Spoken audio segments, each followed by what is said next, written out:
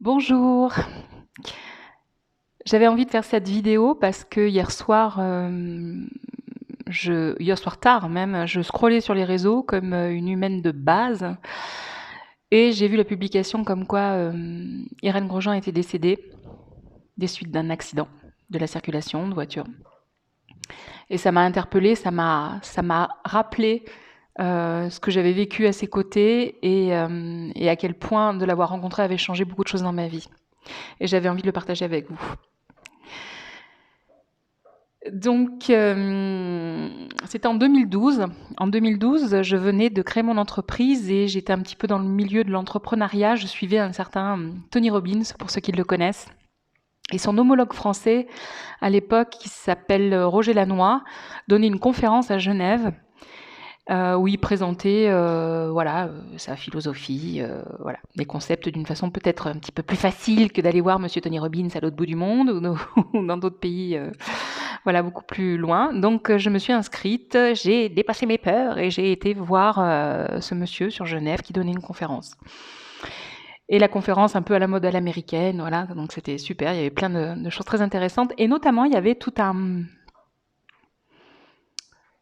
un pan en fait de sa communication qui était orienté sur la qualité des cellules font la qualité de nos pensées et il mettait en avant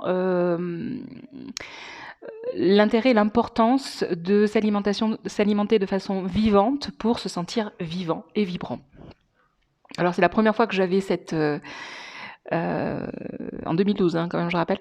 Donc c'est la première fois que que j'entendais ça et j'étais interpellée par ce truc-là, ça a fait tilt et il a commencé à me parler d'une dame qui avait plus de 80 balais, qui grimpait aux arbres, qui avait une énergie de taré, qui faisait plein de choses dans sa vie et qui était un peu la papesse de ce mode d'alimentation. Qui n'était pas basé que sur l'instinctothérapie, parce que ça, j'en avais entendu parler aussi, mais bon, je n'avais pas trop accroché au truc, là. Et ça m'a interpellée, j'ai noté son nom, j'ai demandé aux gens autour de moi qui connaissaient son nom, donc Irène Grosjean, je l'avais noté. Et je me suis dit, je le mets dans un coin, mais on verra plus tard. Bon, plus tard, ça s'est pas fait trop attendre, parce qu'en rentrant chez moi directement à la fin de la soirée, j'ai tout de suite été taper pour voir qui était cette dame. J'ai vu son site qui était très sobre, très simple, et je me suis dit, il y a quand même quelque chose à aller voir là-dedans.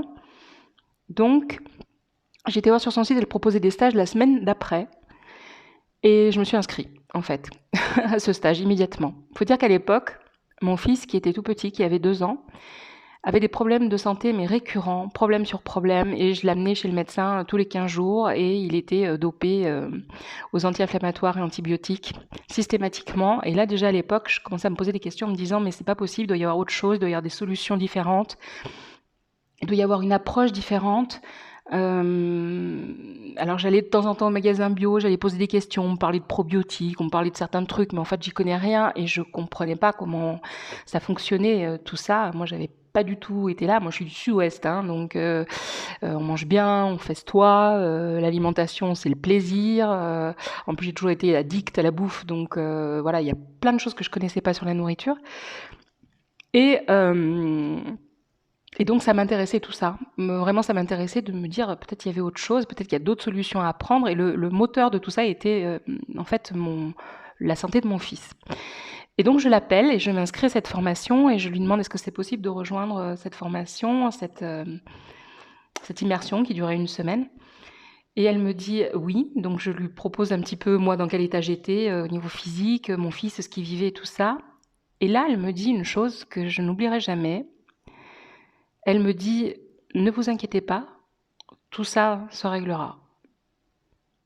Et mon mental qui voulait savoir comment, pourquoi, je disais « Mais oui, comment ?»« Vous inquiétez pas, tout ça se réglera. » Même mon fils dans l'état où il est avec tous les trucs à répétition, vous inquiétez pas.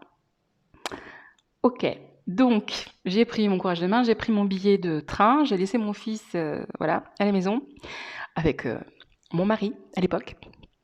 Et je suis partie faire ce stage. J'étais en grand surpoids à l'époque, donc j'étais très mal dans ma peau, il faisait très chaud, c'était en plein été, je crois que c'était peut-être au mois de juin, je crois que ça correspondait à la fête des pères de l'époque, en 2012.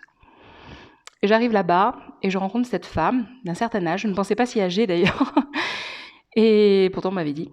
Et elle commence à me parler de sa vie, elle commence à me présenter donc où elle vivait, au musée des arômes à Graveson, pas loin d'Avignon.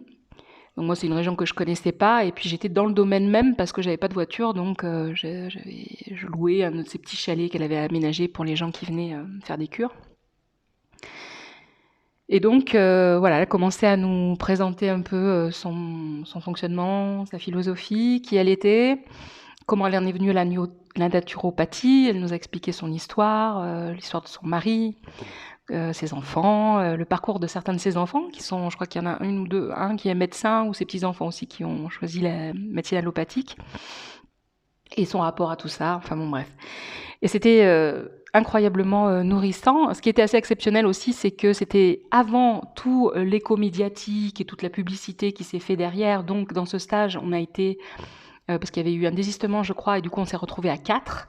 Donc à 4 avec Irène Grosjean, c'était presque du one-to-one, hein. C'était un moment privilégié où j'avais une bibliothèque entière de connaissances accessibles pour moi, qui avait des milliards de questions. Elle a répondu à chacune de mes questions.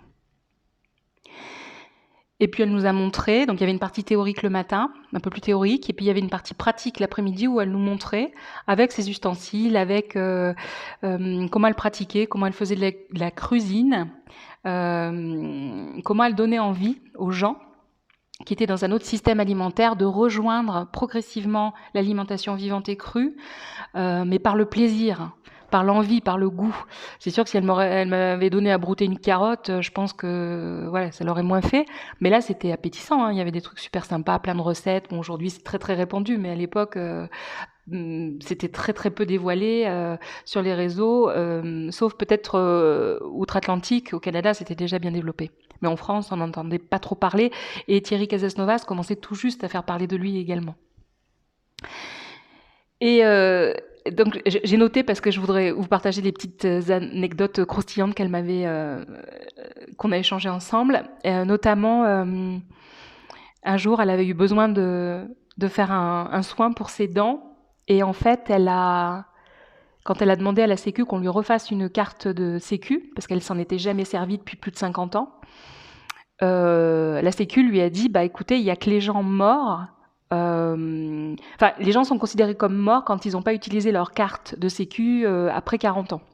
Donc elle était considérée comme morte, et il a fallu qu'il lui refasse une carte de Sécu pour qu'elle puisse faire les soins qu'elle avait à faire avec ses dents. Donc ça, j'avais trouvé ça exceptionnel de me rendre compte qu'il y avait des gens qui n'utilisaient jamais leur carte de Sécu, parce que moi, dans mon monde, ça n'existe pas.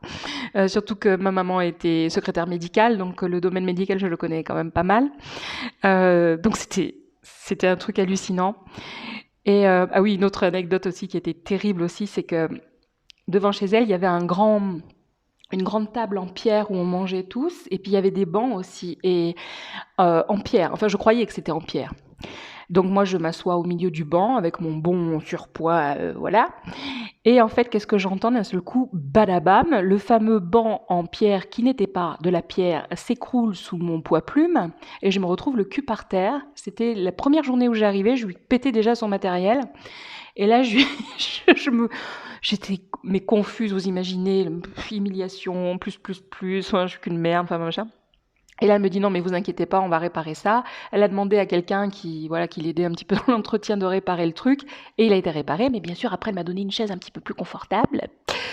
Et c'est comme ça que ça a commencé le séjour. Donc voilà, c'était très cool pour moi de me retrouver dans cet environnement et d'avoir toujours ce banc. D'ailleurs, quand je revois après les vidéos, les stages qu'elle a animés, et que je revois des années après toujours le banc où moi je me suis affalée et que j'ai pété, c'est quand même assez amusant. Il faut savoir aussi qu'elle nous invitait vraiment chez elle, c'est-à-dire c'est chez elle que ça se passait. Donc les ateliers, elle les faisait, elle ouvrait sa maison, on entrait, on sortait. En fait, c'était vraiment hyper convivial. Et elle avait toute une bibliothèque avec plein de bouquins super intéressants, des vidéos, des DVD, etc. Et il y en avait une à l'époque qui s'appelait Lumière, je crois, qui était sur le prana et l'alimentation pranique, du coup. Donc les gens ne s'alimentaient que de prana. et plus d'alimentation du tout physique. Et ça m'interpellait parce que moi qui ai toujours eu des problèmes avec l'alimentation, je me disais, mais peut-être c'est la solution de ne plus rien manger, comme ça au moins c'est réglé et puis c'est terminé. Et à l'époque, je me souviens que j'avais vu on en avait parlé après d'ailleurs, j'avais vu ce film chez elle, donc dans son salon. Elle m'avait permis de voir ce moment. Et il y avait une dame qui venait d'un autre pays, je ne sais plus, c'était l'Autriche ou je ne sais plus quoi, et qui était en surpoids et qui donc pratiquait l'alimentation pranique et qui, pendant toute la durée où elle était en alimentation pranique, n'avait quasiment pas perdu de poids. Et je comprenais pas, j'ai toujours pas compris d'ailleurs pourquoi l'alimentation pranique ne permettait pas la régulation, l'homéostasie et le retour au juste poids. Parce que normalement, ça devrait se faire. Enfin, il y a quelque chose pour moi qui est évident que ça devrait se passer comme ça. C'est-à-dire que si tu remets à une conscience supérieure ton alimentation en t'alimentant que de l'énergie, tout ce qui est obsolète, dépassé, mauvais, abîmé, de trop, etc., devrait être purement éliminé, un peu comme un jeûne en fait, et qui après devrait te maintenir en santé. Mais visiblement, ça se passait pas comme ça parce que cette personne en surpoids ne perdait pas de poids. Donc, je me suis dit, c'est quand même bizarre et on n'a pas réussi à trouver d'explication rationnelle à la chose. Mais elle me dit, effectivement, c'est un fait que cette personne-là n'avait pas perdu de poids. Bon, bref. Donc, du coup, je m'étais dit, bon, c'est pas la solution, l'alimentation pranique, et je lui en avais parlé. Et elle m'a dit qu'elle allait faire un stage pour tester justement, pour voir comment ça se passe, etc. Et donc là, on s'était quitté là, mais je l'avais revue après en consultation et elle m'avait dit qu'elle avait testé, qu'elle avait trouvé ça super intéressant, mais que c'était pas pour elle parce qu'elle aimait trop manger et que peut-être dans une autre vie, mais que c'était pas pour tout le monde et que les gens appelés à faire ça pouvaient le faire, mais qu'il y avait, voilà, c'était pas une quête en soi de s'alimenter que de prana. Et donc j'avais trouvé intéressant parce que j'ai trouvé ça plein de bon sens. Et c'était une femme de bon sens. C'était une femme qui avait vraiment beaucoup d'intelligence pragmatique, très très pragmatique, 1 + 1 = 2, avec des langages familiers, des fois elle disait des gros mots, c'était vraiment quelqu'un d'amusant, qui était très taquine aussi, très taquine avec l'humain aussi, parce que quand elle voyait arriver quelqu'un un peu rougeau, elle savait tout de suite que lui c'était un bon viandard et que lui il bouffait du fromage et que de la viande et qu'il aimait bien picoler. Ce genre, en fait ça se voyait parce qu'elle analysait assez facilement les gens de par la constitution de leur peau, de comment ils étaient, et puis des fois elle y allait un petit peu avec un ton taquin, donc c'était assez amusant de voir ça. Et donc, à l'époque, j'avais loué donc ce fameux petit chalet à côté, et sa fille Nelly Grosjean était pas forcément là. Enfin, elle était en déplacement.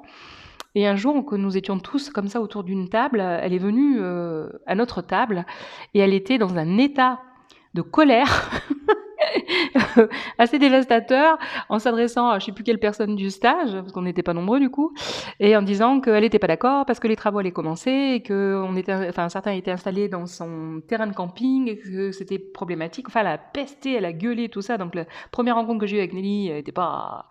D'ailleurs, c'est pratiquement la seule parce que je ne l'ai pas revue en vrai, dans la vraie vie. Après, mais je l'ai trouvé pas zen quoi. Et je me suis dit l'alimentation crue, c'est pas que le monde des bisounours, hein, parce qu'il y en a qui... Et du coup j'ai fait une tête genre toi t'es dans la joie, mais alors ta fille pas forcément. Et à l'époque, elle me disait, mais oui, parce que elle a besoin aussi de nettoyer certaines humeurs. Dans les humeurs, c'est tous les liquides du corps, en fait, qui sont intoxiqués.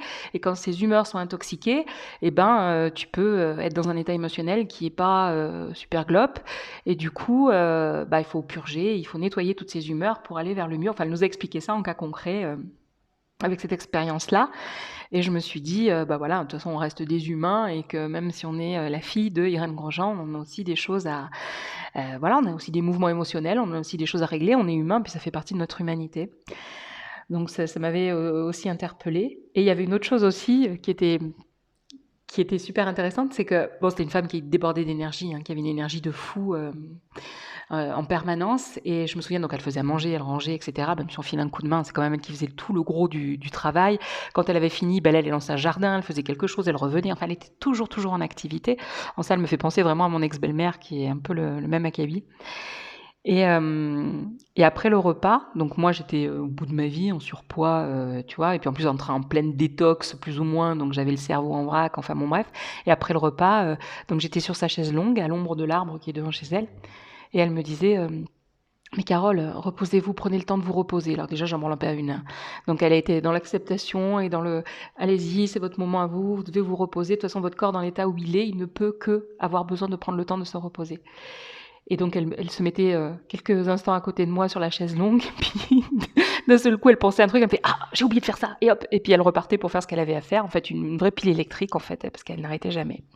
Et puis elle nous montrait comment elle s'organisait, comment elle faisait ses commandes en gros, mais des quantités mirobolantes, des sachets qui faisaient 5 kilos, des trucs comme ça.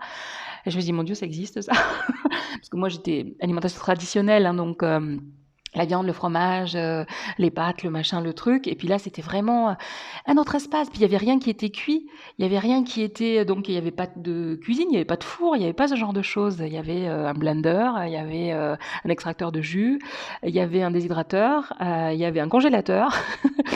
Et puis il y avait une casserole où elle faisait chauffer la gare pour rendre un peu plus onctueux ses préparations. Voilà, en gros, c'était à peu près ça. Et après, il y avait des plats, des jolis plats dans lesquels elle servait, elle faisait ses compositions et tout ça, parce qu'elle elle faisait en sorte que ce soit bon, que ce soit appétissant, que ça donne envie, en fait. Donc, elle adorait faire des smoothies aussi, de fruits, que moi je n'aimais pas du tout, parce qu'elle me vendait ses smoothies de fruits en début de journée. Et elle me disait, allez-y Carole, ça c'est bon, c'est bon. Et en fait, je la regardais et je faisais, ouais, non, mais moi, un smoothie de fruits, en fait, dans l'état dans lequel je suis et j'étais, moi ça me fait pas envie en fait. Et moi j'avais envie que de bouffer des légumes en fait, des légumes. Donc elle m'a expliqué qu'à l'époque, voilà, les fruits c'est pour nettoyer et les légumes c'est pour reconstruire quand il manque de minéraux, etc. Et que le corps a une intelligence de malade et qui sait très bien de quoi on a besoin. Donc si les fruits me dégoûtaient, c'est que j'étais pas en mode d'avoir besoin des fruits tout de suite et que l'urgent était de reconstituer peut-être la masse minérale ou quelque chose comme ça. Et enfin voilà, le corps a une chimie, une biologie, un laboratoire d'analyse qui est 1000 fois plus puissant que n'importe quel laboratoire extérieur et qu'il fallait faire confiance en fait à tout ça et à sa chimie intérieure. Et ça avait été un grand apprentissage. Et elle nous avait partagé tellement de règles de bon sens sur la vie, le fonctionnement et les cellules. Et c'est marrant parce que c'est comme si elle avait réveillé le savoir en moi. C'est comme si je savais déjà tout ça et que c'était une évidence qu'elle me le redise et que je le rencontre à nouveau à l'extérieur. Et ça m'a rappelé tout ce que je savais déjà sur le vivant, sur l'alimentation, sur le fonctionnement du corps, sur l'intelligence magnifique du corps, sur la vie, sur le sens... Enfin, c'était... En une semaine, j'ai tellement appris, ça m'a tellement nourri, c'était incroyable. C'est comme ça, à son contact, ça avait ouvert plein de choses chez moi, plein de connaissances, ça avait réactivé plein de choses. Enfin, ceux qui sont dans ma vibe comprendront ce que je veux dire par là.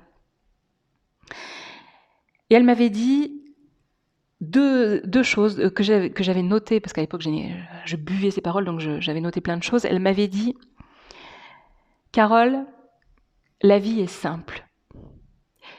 La vie est simple. Si c'est compliqué, si c'est trop compliqué, fuyez. C'est pas la vie, ça. Et elle m'avait dit, ça me touche tellement, parce que j'ai tellement mis de temps, mais je les ai suivis, ces conseils. Et ils sont plus que précieux. Et la deuxième chose qu'elle m'ait partagée, c'est quand vous aimez quelque chose, c'est le moyen de reconnaissance que c'est bon pour vous. Et quelles que soient les activités, l'alimentation, etc., elle m'a dit, quand vous aimez quelque chose, c'est le moyen qu'a trouvé notre âme pour nous montrer la voie et pour avancer. Et ça, c'est des choses extrêmement précieuses que je garde. Et donc, à l'époque, j'étais en obésité, plus. Et elle, ça l'inquiétait pas du tout parce qu'elle me disait... En gros, c'est rien, être en obésité, c'est le système qui a choisi votre corps pour envelopper ce que vous lui donnez en trop, ce qu'il ne peut pas éliminer, et donc du coup, c'est moins pire que certaines choses. Alors oui, c'est visible, oui, c'est peut-être disgracieux, oui, on peut tirer à boulet rouge en disant que je suis qu'une feignasse qui n'est pas de volonté, alors que c'est bien autre chose que ça, mais ça, bon, bref, je vais pas débattre là-dessus, il y a aucun intérêt. Mais en tout cas, moi, c'est mon corps, il résonne comme ça, il fonctionne comme ça, et c'est la façon la moins délétère que mon corps a trouvé pour me protéger. Et donc, elle m'a dit, vous inquiétez pas, il y a des solutions, ça va bien se passer. Et son point où vraiment elle a insisté, et qui déplaisait à beaucoup, c'était de faire comprendre aux gens que pour avoir envie de choses saines, pour avoir envie du meilleur, il fallait se délester du pire. En gros, c'était ça. Et c'est ça qu'elle appelait et qu'elle qu'elle mettait en avant à travers les purges et qu'elle avait réhabilité en fait, en se disant si vous vous purgez pas, vous pouvez pas nettoyer vos humeurs et donc du coup vous ne pouvez pas donner à vos cellules l'envie, l'appétit d'aller se nourrir de choses beaucoup plus saines. C'est comme si, je ne sais pas si vous avez déjà fait l'expérience, mais c'est comme si vous vous retrouvez à ne rien manger ou à faire un jeûne pendant quelques temps. Le prochain repas que vous allez faire, en général, vous n'avez pas envie d'un steak frites. Vous avez envie de fruits, vous avez envie de frais, vous avez envie de choses naturelles. Vous n'avez pas envie de vous intoxiquer ou de revenir à des plats, etc. Alors je parle de ça pour des gens qui font ça suffisamment longtemps, évidemment, pas si ça dure 2 jours. Donc voilà, donc ça, les purges, on y a goûté. Alors moi, j'étais pas du tout fan parce que je déteste ça, mais c'était vraiment l'huile de ricin. Donc l'huile de ricin qui te tord le bide, t'as l'impression que tu vas te répandre, que t'as une gastro, c'est ignoré, puis ça nettoie. Donc là, j'ai des expériences de ouf par rapport à ça. Donc quand j'étais chez elle, c'est sûr, faut pas quitter les chiottes, parce que quand ça arrive, faut pas être loin, sinon c'est une catastrophe. Et puis quand elle me suivait après, il y avait une fois où je devais aller faire un concert en Suisse, une animation, donc on était tout l'orchestre, et puis il y avait beaucoup de monde, c'était la fois où il y avait plus de 4000 personnes en fait devant, et j'avais une extinction de voix, ça m'arrivait quasiment jamais, mais là j'étais vraiment malade comme un chien, et je lui ai dit, Irène, faut faire quelque chose, parce que là, faut que je chante, quoi.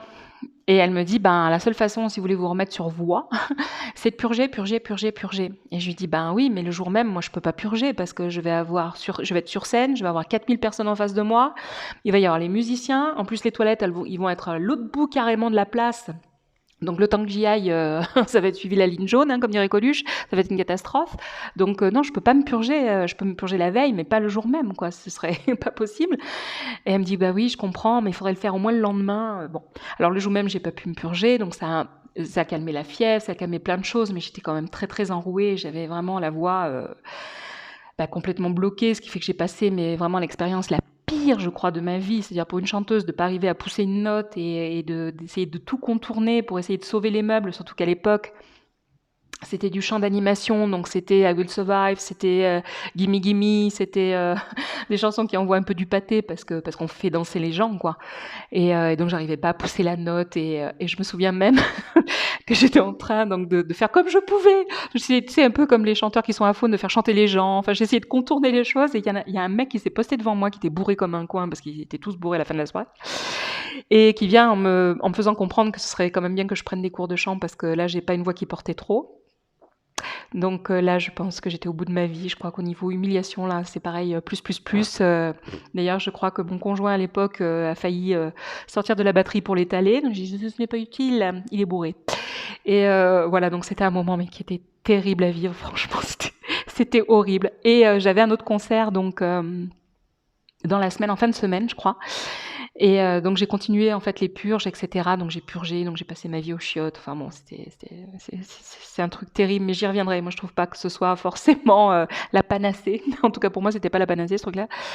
Mais j'avais perdu beaucoup de poids, vraiment. Et par contre, à la fin de la semaine, j'ai pu donner mon concert, être en voix, retrouver ma voix, etc. Donc voilà, mais c'est pas rien. Et franchement, c'est toujours mieux que de prendre des médocs, on est d'accord, mais putain, dans le corps, c'est quand même assez violent. Moi, je trouve que ça reste quand même quelque chose de violent. Alors, Nelly Grosjean vous dira non, parce qu'elle a fait 100 purges d'huile de ricin en je sais pas combien de temps et qu'elle, ça ne lui pose aucun problème.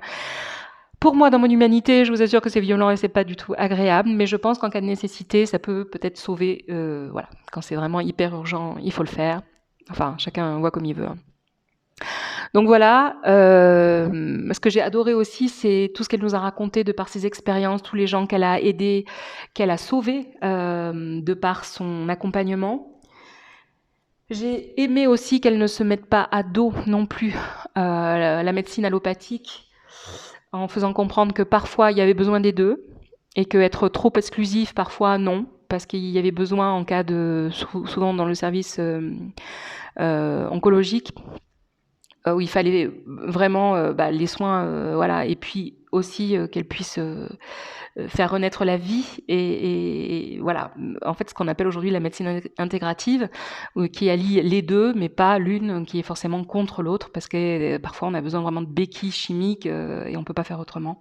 Et j'ai aimé son approche et ce qu'elle nous a exprimé par rapport à ça. C'est quelqu'un qui prônait les huiles essentielles, qui prônait les hydrolats. Là encore, moi j'adore les huiles essentielles, mais en olfaction, j'aimais pas du tout les ingérer. Et elle me conseillait ça, et moi, ça c'est quelque chose que j'ai jamais pu avaler. Et en plus, c'était des synergies d'huile essentielle, et je déteste les synergies d'huile essentielle parce qu'il y en a trop, et c'est trop. Je pense qu'il y a trop d'informations dans le corps, et moi, c'est pas du tout quelque chose auquel je crois et qui me fait du bien. Voilà, ce n'est que mon avis, et one by one, c'est très bien, et pour moi en olfaction, après à ingérer, je trouve ça trop fort, trop beau, voilà, ça me convient pas. Mais en tout cas, c'était intéressant d'avoir son avis là-dedans. Elle nous parlait aussi des aberrations scientifiques sur les études qui étaient menées, par exemple, je me souviens notamment sur le jaune d'œuf, elle disait toujours on fait des études sur le jaune, mais il est cuit, donc ça n'a rien à voir en fait, hein. Il peut pas y avoir une cohérence entre faire des analyses sur quelque chose qui est cuit et qui est cru. C'est pas les mêmes constitutions, il n'y a pas la même chose à l'intérieur, donc des fois elle déplorait un peu tout ça, elle le dénonçait. À l'époque, elle était en train d'écrire son livre et elle me disait mais votre livre a l'étoffe d'un best-seller, mais qui va oser le publier, parce qu'elle dérangeait tellement plein de milieux, surtout la pharmacopée, surtout les grands industriels, enfin tout ça, voilà. Maintenant c'est tellement répandu, je pense que ça n'aurait pas du tout le même effet, mais en 2012 on commençait tout juste avec tout ça, surtout en France.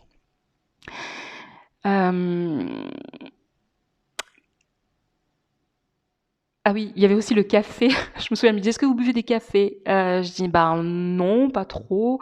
C'est vrai que depuis que j'avais arrêté de fumer, moi je buvais pas trop de café. Elle me disait, alors, s'il vous reste du café à la maison, parce qu'à l'époque mon ex-mari en prenait, et elle me disait, vous prenez une tête de mort et puis vous le mettez dessus, parce que je crois que c'est le poison le plus violent qui existe, hormis le sucre, etc., mais du sucre blanc.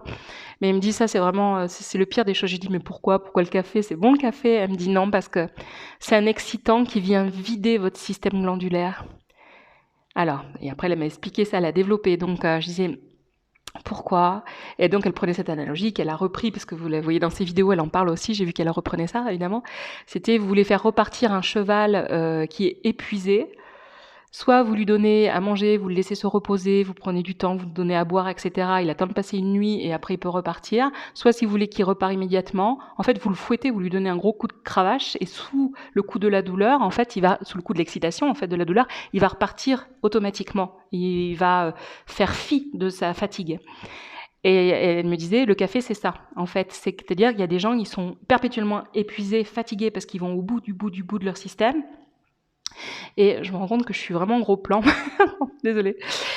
Et du coup, ils n'écoutent pas leur fatigue, et du coup, ils vont se prendre des coups de fouet comme ça à répétition jusqu'à ce que ça vienne complètement vider, épuiser, éteindre leur système glandulaire. Et en fait, on est des systèmes glandulaires sur pattes. En fait, ce qui nous fait tenir, en fait, et ce qui fait qui on est, c'est notre système glandulaire. Et une fois qu'il est HS, qu'il est mort, qu'il est éteint, il n'y a plus rien, quoi. En fait, c'est vraiment la batterie de notre système de fonctionnement qui est le plus important. Nous, des fois, on s'attache à certaines choses, mais c'est celui-là le plus important. Et celui-là, pour le faire remonter, ça prend énormément de temps. Et elle nous disait, voilà, si vous voulez savoir où vous en êtes, arrêtez tous les excitants, parce que quand vous passez à l'alimentation crue et vivante, vous n'avez plus besoin d'excitants, donc vous n'allez plus affaiblir votre système glandulaire. C'est-à-dire que tous les excitants comme le vin, comme les aliments cuits, comme le chocolat, comme le café, les alcools en général, tout ça qui sont des excitants qu'on prend après le repas parce qu'on est complètement HS, là, comme des veaux à avoir trop bouffé, ça vient complètement détruire, en fait, le système, notre système intrinsèque de fonctionnement. Et après, il faut tellement de temps pour réparer et puis reconstruire tout ça, mais c'est pas impossible de le faire. Donc elle m'avait dit, en gros, sur le café, mettez une tête de mort. Voilà. Et sur le chocolat aussi, je lui ai dit, le chocolat, j'aime bien. Et elle me disait, non, chocolat, prenez du cacao crus, et puis elle m'a montré plein de recettes à faire qui étaient franchement délicieuses pour calmer toutes ces envies frénétiques de petites douceurs et de choses sympathiques. Qu'est-ce que je voulais vous dire aussi? J'ai 2 pages. Il y a tellement de choses, j'essaie de garder les choses vraiment essentielles. Et ça a pris du sens en fait quand elle a dit tout ça, parce que je me suis rendu compte que c'est vrai que moi qui suis d'une nature hyper addictive en fait à la bouffe, le fait de passer et de repasser certaines fois à l'alimentation vivante et crue tempère ces tempêtes addictives. C'est-à-dire que elle m'expliquait aussi cette chose très, très importante, c'est que devant un aliment naturel, votre corps va savoir s'il aime ou s'il le rejette. C'est-à-dire on va fonctionner en attraction-répulsion. Par exemple, si j'aime le melon, si j'adore le melon, si j'adore le melon, c'est que dans la chimie, en fait, il y a quelque chose qui est très bon pour moi et que mon corps sait qu'il peut en manger autant qu'il veut et que c'est important pour moi et que même ça va construire des choses dont il a besoin. Et si, par exemple, je déteste la banane en ce moment, mais vraiment, tu me feras pas manger une banane parce que j'ai un dégoût pour la banane, parce que peut-être j'ai un trop plein de potassium ou quelque chose comme ça qui fait que mon corps est suffisamment intelligent pour savoir que cet aliment-là, j'en ai pas besoin et il me ferait pas du bien si je l'ingérais. Donc, juste savoir mes goûts me permettent de savoir où j'en suis et ça se fait tout seul en fait. Il n'y a rien besoin de vouloir contrôler. Par contre, devant un aliment transformé, c'est pas le cas. C'est-à-dire que parce que le corps n'a plus ses repères devant un aliment transformé. Donc ça, c'était sa croyance, et c'est comme ça qu'elle me l'a présenté. Devant un aliment transformé, le corps va demander le poison dans lequel il baigne. C'est-à-dire que si j'ai envie de pizza, et si aujourd'hui je rêve de pizza et j'ai des envies frénétiques de pizza, c'est parce que mon corps, il baigne tellement dans ces substances-là qu'il en redemande, parce que les cellules sont devenues addictes. Et quand il y a des envies frénétiques d'aliments comme ça transformés, c'est parce que les cellules essaient de se débarrasser de ce poison et en fait, en ressortant, elles les réclament. Et du coup, la façon de pallier à ça, c'est de faire une purge, c'est-à-dire c'est de nettoyer. Mais si on s'arrête au premier niveau, on va se dire j'ai envie de ça, il faut que je le mange, quoi. Et devant un aliment transformé, ça marche pas comme ça. Voilà, donc ça c'était son avis, c'était son point de vue. Après il y a des choses et j'y crois parce que franchement je l'ai expérimenté en tout cas pour l'alimentation vivante. Après j'ai mis un peu d'eau dans mon vin, même si je déteste le vin, enfin l'eau dans le vin, mais parce que j'ai un bouquin sur l'explication métaphysique de l'alimentation en général, et là on parle d'alimentation crue et cuite et transformée, donc alors je sais plus le nom mais je vous le mettrai en lien si ça vous intéresse, c'est une copine qui m'avait prêté ce livre que j'adore, que j'aime beaucoup, et qui explique que même certains aliments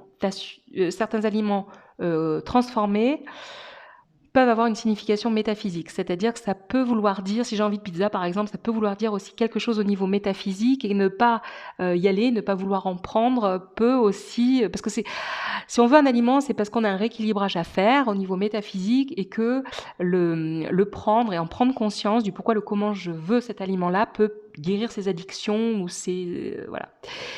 Et je trouve ça intéressant parce que ça veut dire qu'il ne faut pas non plus se priver de tout le temps. Et la solution d'Irène, c'était si vous voulez vous faire un petit plaisir, un resto machin, mais n'oubliez pas de purger derrière, parce qu'il faut nettoyer les choses délétères qu'on a mis dans l'organisme. Donc les deux, en même temps c'est pas antinomique, hein, les deux se rejoignent un petit peu aussi. Mais voilà, c'est quelque chose de super intéressant aussi à comprendre. Ce qu'elle m'a fait comprendre, c'est que revenir à la base et à l'essentiel des choses est fondamental, qu'il n'y a pas besoin de vouloir faire compliqué, que la simplicité, c'était la base de tout, et que tout était dans la simplicité. En fait, dès qu'on voulait des choses très très compliquées, c'est parce qu'on avait besoin de nourrir le mental et l'ego, mais que la clé est toujours dans la simplicité. Elle m'avait dit aussi, et ce que je trouvais admirable, c'est la foi. C'était quelqu'un qui avait foi en la vie. C'était quelqu'un qui savait que la vie peut tout.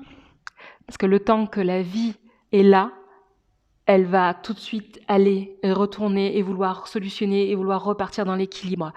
Et c'est le principe d'homéostasie, c'est-à-dire que si on arrête d'entraver ce que sait faire le corps naturellement, et ben on revient à un état d'équilibre et ça peut se faire spontanément. Évidemment, si on a été trop dans quelque chose de compliqué ou il faut des béquilles, il faut de l'allopathique, il faut etc. On ne fait pas n'importe quoi, mais que le corps a cette intelligence de pouvoir revenir de lui-même de façon naturelle à sa santé, en fait. Et ça, elle nous l'a tellement dit, et c'était tellement juste, et moi je l'ai tellement vécu dans mes cellules à chaque fois que j'ai dû me sortir de maladies ou de choses un peu compliquées pour moi, que je valide que c'était quelque chose de fondamental, que je me souvienne. Et puis la joie qu'elle avait en elle, le jeu, le kiff, parce qu'on voyait vraiment qu'elle avait un plaisir d'œuvrer, et elle me disait souvent... le plaisir d'œuvrer et de faire ce qu'on a à faire. Quand vos cellules sont saines, vous allez retrouver cette envie de vivre, cette appétence pour le vivant, et ce plaisir de faire ce que vous avez à faire au lieu de vouloir faire des affaires. C'était sa phrase, ça. Et je l'avais noté, j'avais trouvé ça génial, parce qu'effectivement, faire du fric, c'est super, mais quand tu sais que tu es à ta juste place et que faire de l'argent, c'est la conséquence de pourquoi tu es à ta juste place, ça n'a quand même pas le même goût et la même saveur. Et j'ai trouvé ça d'une justesse et d'un bon sens extraordinaire. Qu'est-ce qu'il y avait d'autre? Oui, alors elle aimait à dire la maladie est le mal à Dieu. Ça veut dire qu'on a fait mal à Dieu et à ses lois. Et elle disait que la maladie, c'est quand on a trop dévié dans des choses qui ne sont pas faites pour nous, et que c'est le système que Dieu a mis en nous pour revenir à plus d'alignement, en fait. Donc c'est entendre ce qui se passe pour que quand le corps chuchote, on l'entende, et qu'on n'est pas obligé à vivre des choses dramaturgiques parce qu'on n'a pas entendu tous les petits signaux, en fait, au fur et à mesure, qui sont juste des processus de réalignement. Même si des fois, il faut que ça cogne fort en tant qu'humain, il faut qu'on aille profondément dans la souffrance pour entendre et pour réaligner. Et j'en suis un témoin sur pattes.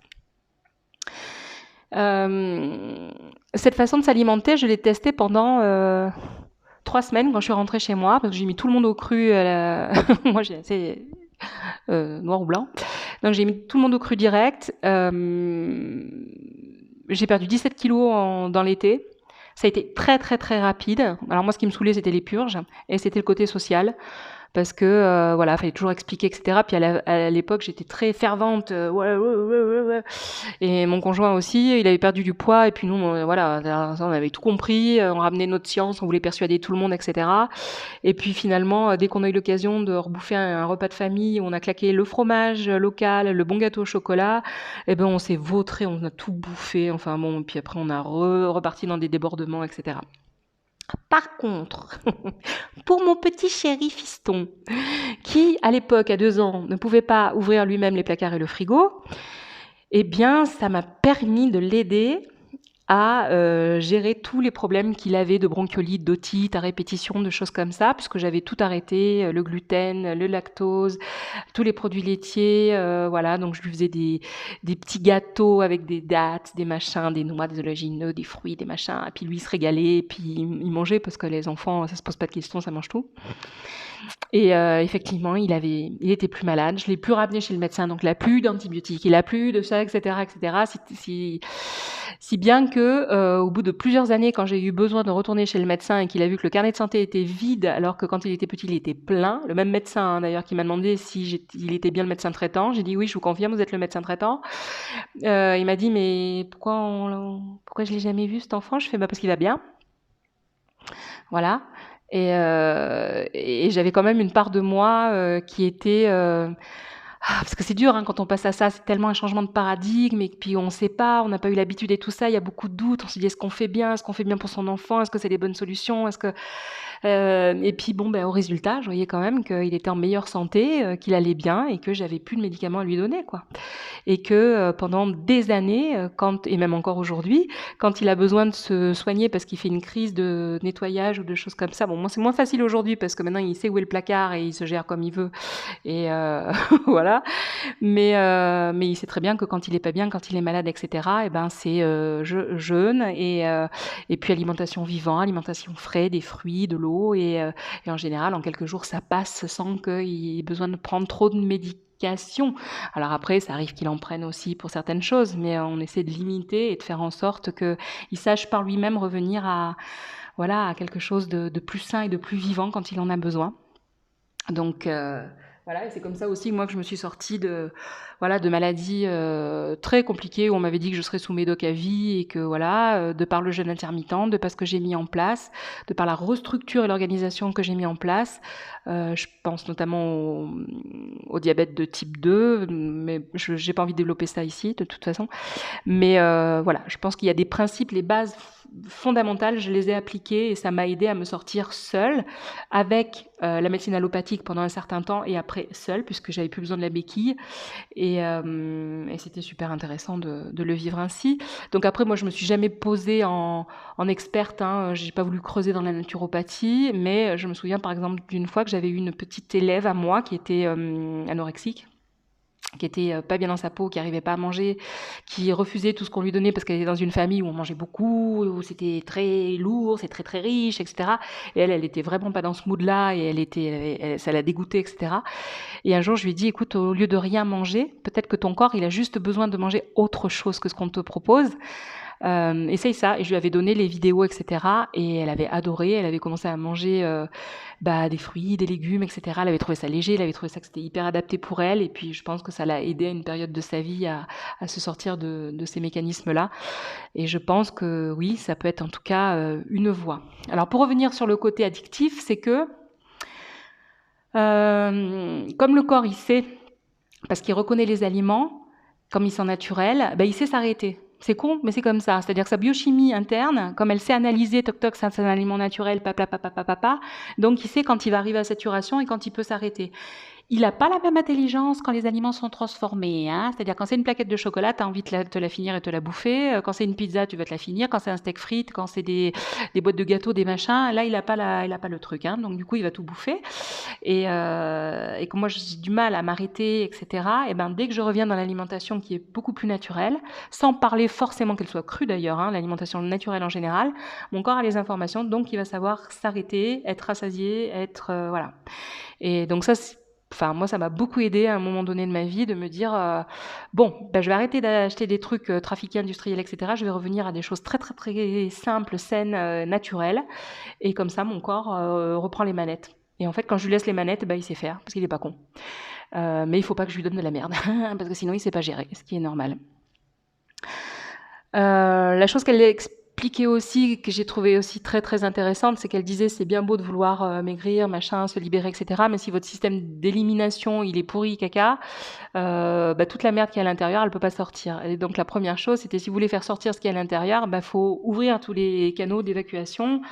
Et donc elle expliquait ça, et c'est pour ça que les purges servaient aussi à ça. Et bon, après moi je suis pas naturo, mais les naturaux vont très bien vous expliquer ça, qu'il faut que les émonctoires fonctionnent pour que les portes de sortie, quand le truc veut sortir parce que c'est le moment qu'il sorte, tout le caca, il faut que ça sorte, sinon c'est réabsorbé par l'organisme et là tu t'en réempoisonnes toi-même et c'est une catastrophe. Et voilà, donc il y a tout ça à gérer, c'était super intéressant de comprendre le fonctionnement, qu'est-ce que veut dire la maladie, comment fonctionnent les systèmes, qu'est-ce que ça veut dire de toi, comment tu peux améliorer la situation, je suis ressortie de la semaine, mais je pensais avoir tout compris, quoi. J'ai téléchargé toutes les informations sur les trucs et c'est vrai que tu as une clarté, tu as une compréhension du corps, tu as une compréhension de l'intelligence du vivant, mais tu te dis, mais comment ça ne peut pas être expliqué dans des cours de médecine, bordel, quoi. Et c'est hallucinant tout ce que tu peux comprendre. C'est hallucinant qu'on ne nous apprenne pas ça. Je veux dire, ça devrait être un cours obligatoire à l'école. C'est ton corps, c'est ton corps humain. Tu dois bien savoir comment il fonctionne, ton putain de corps humain. Alors que tu vas apprendre la PIB de la Chine en 1985, tu sais même pas où est ton foie. Tu sais même pas où est ton foie. Tu sais même pas comment fonctionne ton intestin. Tu sais même pas... c'est de la folie quand même. On est des humains, des fois, on est hallucinants quand même. Hein. On va s'intéresser à des choses qui sont... intellectuante, de connaissances, qu'on n'en a rien à foutre parce qu'on l'utilisera jamais dans notre savoir, alors que savoir comment nous on fonctionne, comment nous on peut se réparer nous-mêmes, comment le corps est une intelligence divine et exceptionnelle, dans la plupart des cas, évidemment il y a toujours des exceptions, mais dans la plupart des cas, un rhume, t'es pas obligé d'aller te doper comme un malade. Il y a plein de choses qu'on peut savoir faire et qui seraient simplement du bon sens. Et j'ai adoré, franchement, d'avoir réintégrer tout ça dans ma vie, moi, ça m'a sauvé la vie d'ailleurs, et puis je pense que ça a bien aidé dans mon entourage aussi. Voilà. Elle disait aussi une chose importante, c'est que elle me disait le nombre de gens qu'elle avait soignés du sida, enfin qu'elle avait soignés, qui s'étaient soignés eux-mêmes du sida, alors qu'on les disait incurables. Oh, désolée, c'est ma chienne. Alors qu'on les disait incurables, etc. Et elle me disait, Carole, la plupart des maladies, enfin pas qu'à moi d'ailleurs, elle disait à tout le monde, mais en l'occurrence, elle disait la plupart des maladies, la grande majorité des maladies sont soignables, mais tous les malades ne le sont pas. C'est-à-dire que c'est sûr qu'il y a quand même un processus à faire, qu'il y a quand même des choses à mettre en place, qu'il y a une volonté, qu'il y a un changement de paradigme, un truc qui doit switcher, de comprendre les choses, de vouloir les comprendre et de les mettre en place, et que ça, tout le monde ne le fait pas, et c'est pas pour tout le monde. Et quand je vois, moi, parfois, ce que j'ai mis en place pour me sauver de certaines situations très compliquées, je parle au niveau santé, etc., et l'engagement que ça m'a demandé, la tenue que ça m'a demandé, la persévérance, l'honnêteté avec moi-même, etc., l'exigence aussi, et que j'ai vu les résultats, parce que les résultats ont été juste assez miraculeux, mais parce que j'ai investi tout ce temps-là. Après, quand on me dit « Oh, mais moi aussi, je fais ça », non, toi, tu fais pas ça, parce que si tu le faisais vraiment, il y aurait un résultat et ça se verrait, en fait. Donc, on peut pas tricher avec soi-même, en fait. Soit tu le fais et t'as un résultat, soit tu le fais pas, et voilà. Et puis, souvent, il n'y a pas que l'alimentation aussi. Il faut bien comprendre que moi, j'ai eu plein de gens... enfin, en tout cas, j'en ai côtoyé il n'y a pas très très longtemps, des gens qui étaient très dans le bio, très dans le machin, très dans l'alimentation vivante, qui ont tout fait les purges, les machins, etc. Mais ils avaient un système de pensée tellement pourri, tellement délétère, tellement des systèmes de croyances tellement compliqués, tellement que c'était catastrophique en fait, que c'était catastrophique la façon de... Donc ça les emmenait dans un processus de réalignement qui se créait par une maladie aussi. Je dis ça sans jugement bien entendu, parce qu'on est tous logés à la même enseigne. Et c'est pour ça qu'après, quand Thierry Casasnovas disait des fois je préfère être pote avec un bon vivant qui se tape une pizza qu'avec quelqu'un qui est au magasin bio mais qui est coincé du bulbe et qui n'est même pas foutu de te dire bonjour, je disais mais c'est très juste en fait, c'est que des fois tu dois passer par la purge du bio ou de l'alimentation extrêmement saine, parce que dans ta tête c'est tellement le bordel et t'es tellement pourri à l'intérieur que ça crée un processus de réalignement. Je sais que je vais pas me faire que des amis en disant ça, mais je le crois vraiment sincèrement. Je pense que tout est dans la modération et que tu peux très bien survivre en mangeant une pizza ou un poisson et des légumes cuits, et que tout dogme est un problème en fait. Tout extrême est un problème. Sauf en cas d'urgence. Parce que moi, à chaque fois que j'ai eu des cas d'urgence ou des gens qui étaient désespérés dans la situation, je les ai orientés vers Irène Grosjean en disant peut-être que c'est pas la solution que tu veux, que tu attends, mais en tout cas dans l'urgence, tu peux avoir des clés puis tu peux solutionner des choses. Mais il faut être prêt aussi dans toutes les sphères de sa vie de tester et de tenter l'expérience. Peut-être que c'est pas pour tout le monde. Donc ça c'est sûr. Qu'est-ce que j'ai mis d'autre ? Voilà. Ouais, je crois que j'ai tout dit à peu près de ce que je voulais vous partager. Donc ça c'était en 2012. Depuis elle a fait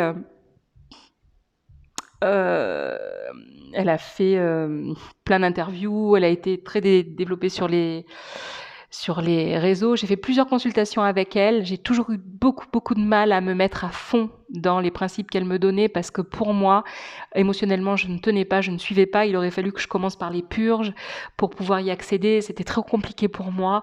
Je tenais pas. C'était trop drastique. Et puis, j'étais pas dans l'environnement qui me convenait pour y parvenir.